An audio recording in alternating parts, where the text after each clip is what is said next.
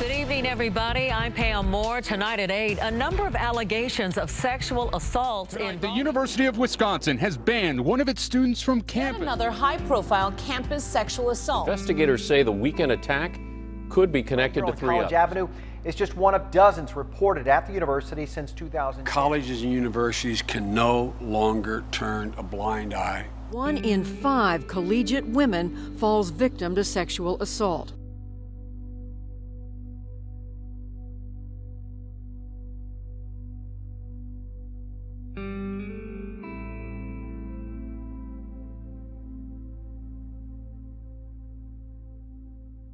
The harmful things I hear is that people don't think that rape culture even exists. You shouldn't have to be personally affected by rape to know that it's a real issue, to know that it's happening. It's all about language, in my opinion. Someone could be talking about an exam they just got out of and they'll be like, oh man, that test really just raped me. I've heard people say that when they see people out at the bar and they're dressed a certain way or they're drinking a lot, that person clearly must be going out to like hook up and have a good time. So again, they should expect to be raped. It becomes so normal in our conversations that people say those things and they don't realize the harm that they're doing. And God forbid you're a male survivor and try to navigate this, because you should want sex and you should be tough enough and you should have fought back, et cetera, et cetera. As you see, I've got biceps to spare. Using the passive voice is a really big problem. So instead of saying like, John raped Sally, it's Sally was raped. And then no longer are we looking at John, we're only looking at Sally. You know, the big thing that we've been doing is trying to flip that conversation so that people are putting the responsibility where it should be. So we have this thing what we call the pyramid of violence. And at the very bottom, we have jokes and language.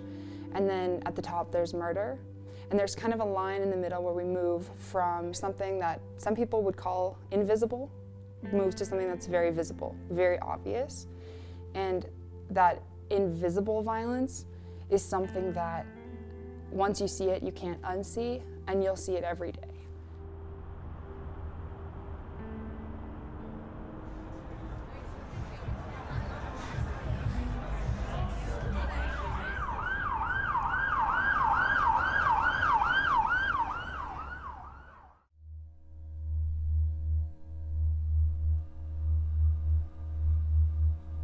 I remember watching the ceiling fan going, and it was like everything was in slow motion. And I just remember thinking like how slowly this ceiling fan was moving. And I remember like my hands were tied back, and I remember thinking, I'm not a virgin anymore. And that was all I could think. I personally am a survivor of sexual assault. It was super late. There was probably 200 people at this party. I was raped when I was 14. Shut the door.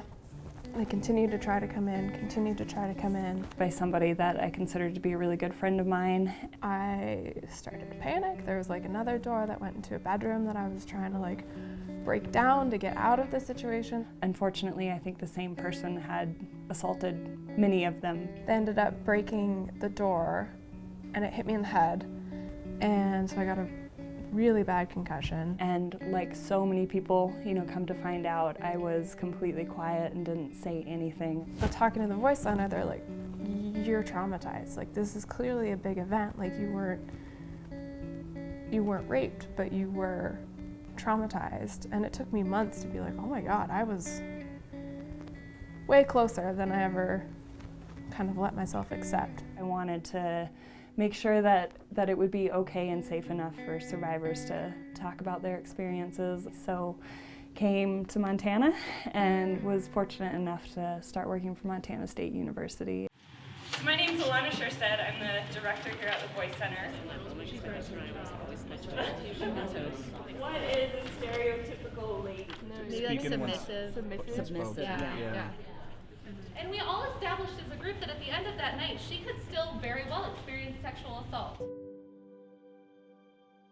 The Voice Center is built off the philosophy of the empowerment model. A lot of people think that rape and sexual assault is all about sex, but that's a really common misconception. It's actually about power and taking someone's power away, so the empowerment model gives that power back. What that means is that we're not going to tell anyone what to do. We're here to just offer resources and offer support and then follow whatever the survivor wants to do and follow their lead. Survivors are discouraged because we have a culture that says prove it. And we don't do that elsewhere, right? If somebody said, yeah, I was in the sub and I got up for a second and my bag was stolen, you wouldn't go, prove it. So as an adult, you think, why am I gonna go and tell? Like, nobody's gonna believe me.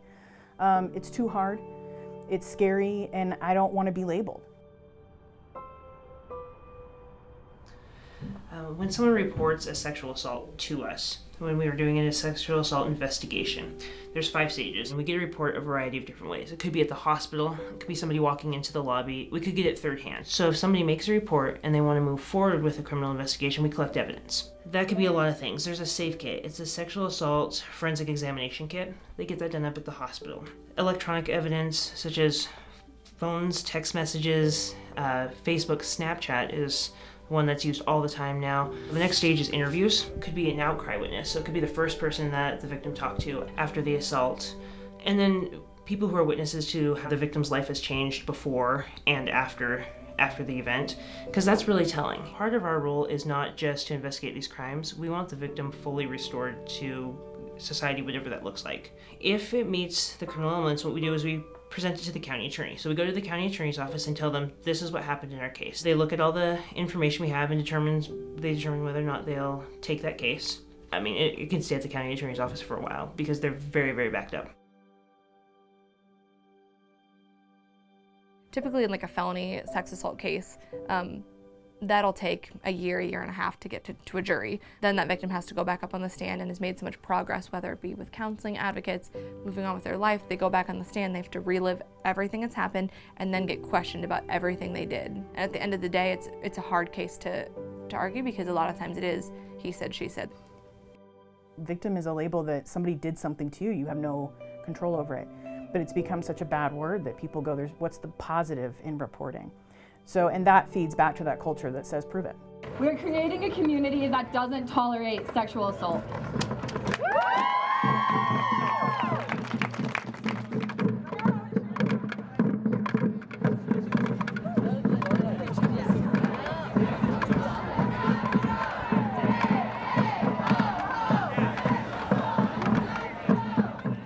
To be an ally to a survivor, I think, is being an advocate for them. The number one thing that I always think of is just to believe them. That sounds so simple, but you would be so amazed at how often that doesn't happen. I think especially listening to survivors of color and to trans people and understanding how this affects them in a way that's potentially has more intersections than a lot of other folks. We're not going to solve this problem in any sort of passive manner, and everything has to come from us. It has to come from within. It has to come from understanding that it's happening to our peers and to our loved ones, and that because of the kind of cage we've put around them in society, they can't leave it. They can't tell their story.